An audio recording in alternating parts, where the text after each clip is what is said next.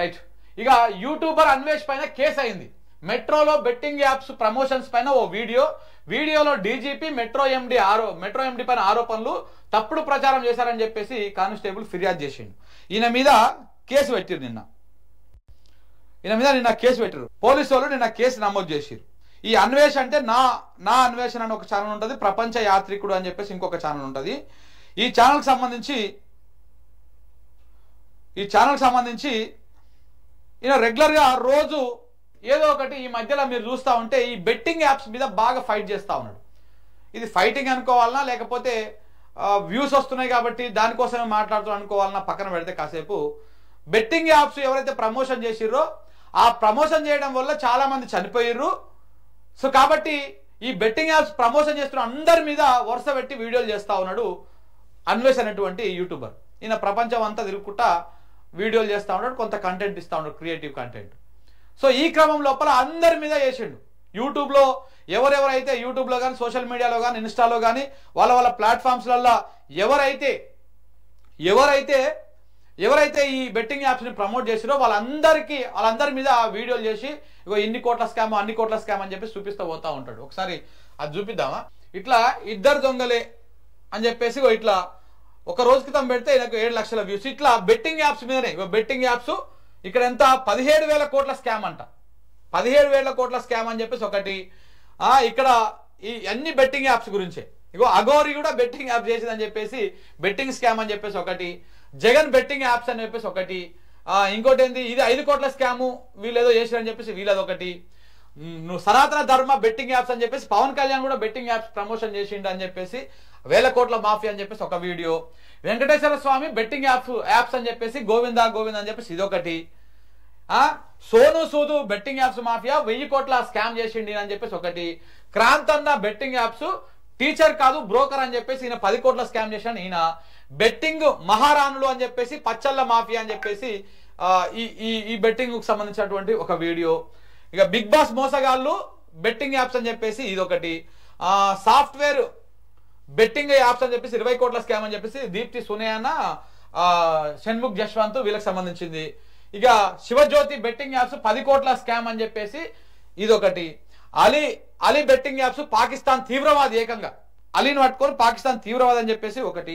ఇట్లా ఇవన్నీ గత నెల రోజుల నుంచి ఇదే పని పెట్టుకున్నాడు ఈ అన్వేష్ అనట. ఆయన ఎవరెవరైతే యూట్యూబ్ లో ఇదైతున్నారో ఇక ఈ దేశాలు తిరిగి చూపిస్తుండే బేసిక్ గా ఇది ఎట్లా ఉంటది, ఈ దేశంలో ఎట్లా ఉంటదని అది పక్కన పెట్టేసి ఇప్పుడు మొత్తము ఇదే పని పెట్టిండు. అట్లనే ఇంకోటి ఏదది డీజీపీ గారు ఉంది.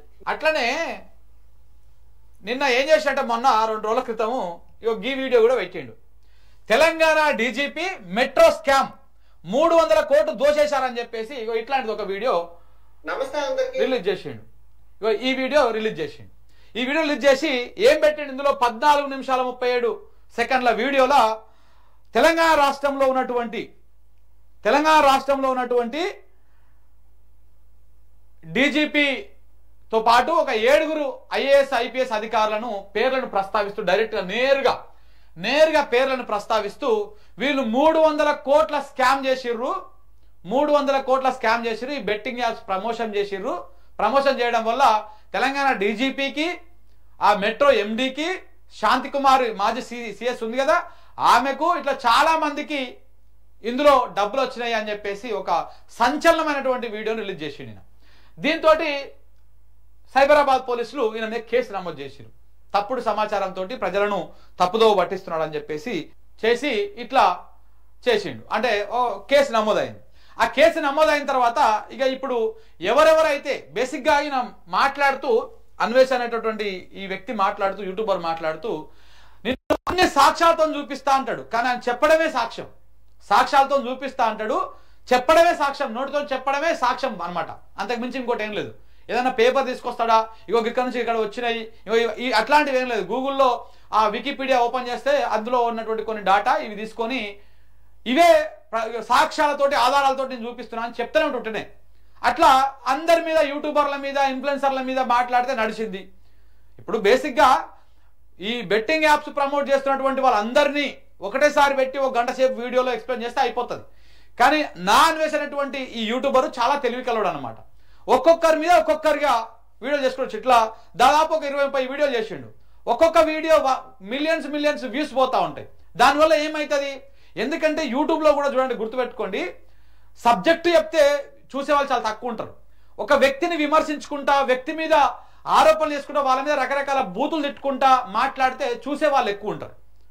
ఇప్పుడు సపోజ్ శివజ్యోతి లేకపోతే ఇంకెవరో మన షణ్ముఖ్ జశ్వంతి లేకపోతే దీప్తి సునేనా వీళ్ళందరూ ఉన్నారు కదా, వాళ్ళని తిడుతున్నారు అనుకో, చూసే వాళ్ళు ఎక్కువ ఉంటారు. ఈయన అదే పని చేస్తాడు అనమాట. బెట్టింగ్ యాప్స్ని ప్రమోట్ చేసినటువంటి వాళ్ళ మీద మాట్లాడడం ఓకే, వాళ్ళ పర్సనల్కి పోయి వాళ్ళ ఫ్యామిలీ దగ్గరికి పోయి ఇట్లాంటివన్నీ మాట్లాడడం వల్ల ఇంకా వ్యూస్ ఎక్కువ వస్తూ ఉంటాయి. దాంతో ఈ రుచి మరిగినటువంటి అన్వేష్ ఏం చేసిండు, వరుస పెట్టి అందరి గురించి మాట్లాడుకుంటూ వాళ్ళ మీద రకరకాల పంచులు వేసుకుంటూ బూతులు తిట్టుకుంటూ ఇగో గిన్ని వేల కోట్లు గిన్ని వందల కోట్లు అని చెప్పేసి చేసుకుంటూ వచ్చిండు. దానికి ఈ వేల కోట్లు 100 కోట్లు అనే దానికి ఒక ఆధారము అట్లాంటిది ఏముండదు అని చెప్పడమే ఆధారం అనమాట. సేమ్ అదే స్టైల్లో యూట్యూబ్ ఇన్ఫ్లుయెన్సర్లు కానీ లేకపోతే సోషల్ మీడియా ఇన్ఫ్లుయెన్సర్లు కానీ వీళ్ళ మీద మాట్లాడితే నడిచింది చెల్లింది. ఎందుకంటే వాళ్ళు కూడా తప్పు చేసినారు. బెట్టింగ్ యాప్స్ ప్రమోట్ చేయడం అనేది తప్పు వాళ్ళు కూడా చేసింది.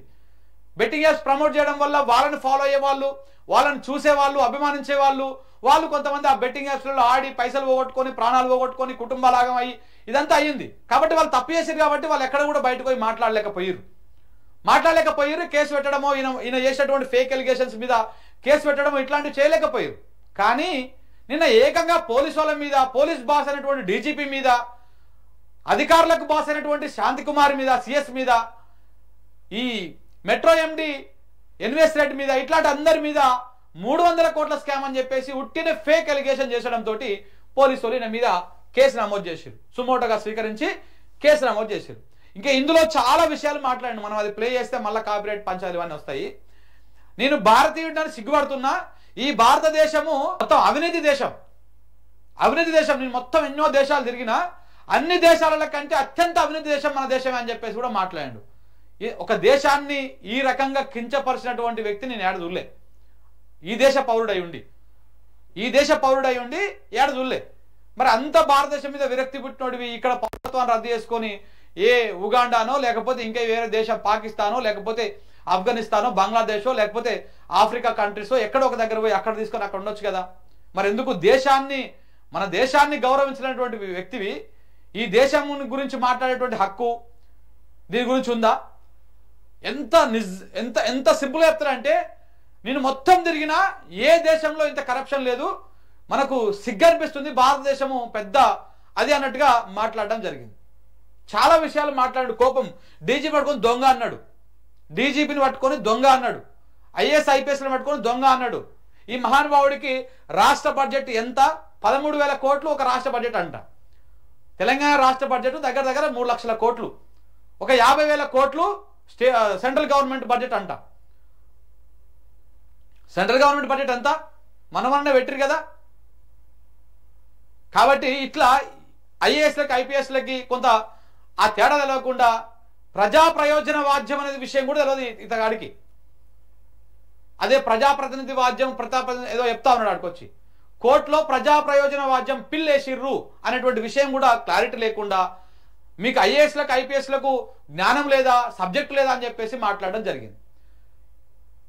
చాలా మంది మీద ఎలిగేషన్స్ చేసిరు. అట్లనే సేమ్ ఎలిగేషన్స్ డీజీపీ మీద, పోలీసుల మీద కూడా చేస్తే బాగుంటుంది అన్నటువంటి దాంతో ఇట్లా ఎలిగేషన్ చేస్తే చివరికి అడ్డంగా కేసుకు బుక్ అవ్వాల్సినటువంటి పరిస్థితి వచ్చిందన్నమాట. సో కాబట్టి అన్వేష్ మీద కేసు అయింది.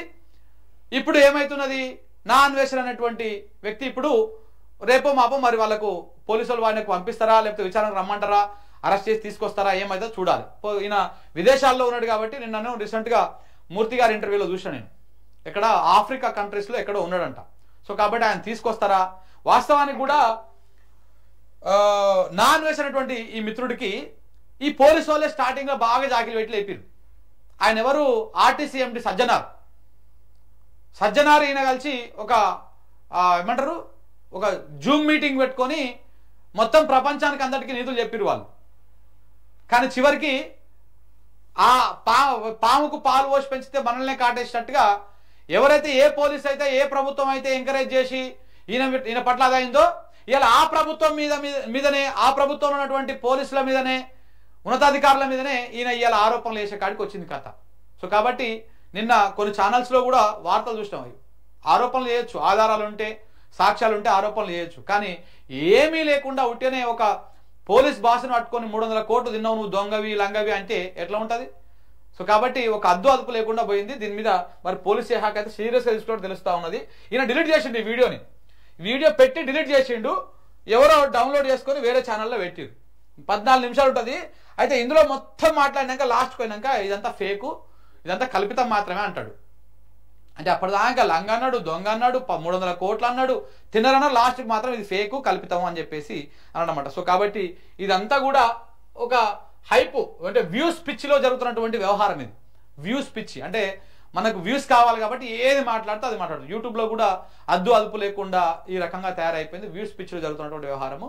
సో ఇది కొంత కట్టడి చేయాల్సినటువంటి అవసరం కూడా ఉన్నది మిత్రులారా. ఇది నాన్ వెజ్ మీద అయినటువంటి కేసు సంబంధించినటువంటి వ్యవహారము. సో మరి ఆయన ఇండియా ఎప్పుడు వస్తాడు, రప్పిస్తారా రప్పియారా ఏందనేది కూడా చూడాల్సినటువంటి అవసరం ఉన్నది.